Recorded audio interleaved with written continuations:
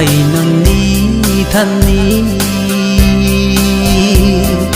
nâng rui cao quý khuôn su na ai rui quang phù thể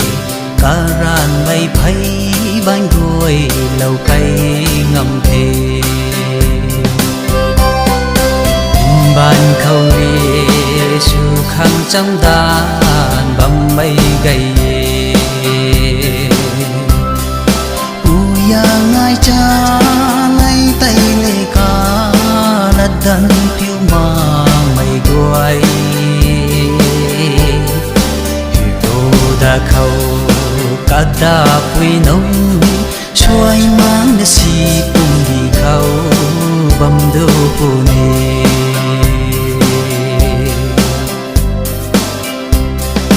hello nâng chân ti đai thao khăng din ta ni khom quang ni ri su khang nan ruya ta cao lau pui giang rồi nâng lại cả muốn căn đây bằng xoang tu ghê in ban khâu ni su khang trăm đàn bầm mây gầy ya ngai cha nay tay lê ca là đàn phiêu mà mây đuôi đồ đã khâu cả ta quy nông xoay mang nè si cùng đi khâu bầm đô phù nê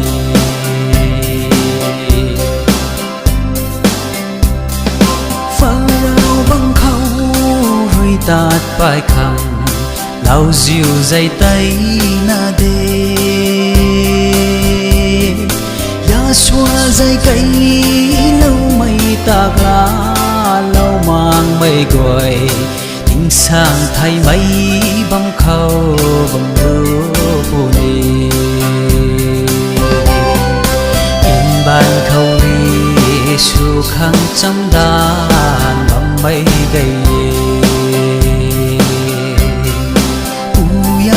cha nay tay lê ca lật đần phiêu mà mây đuôi đồ đã khâu cả đà quy nông xoay mang si cùng đi khâu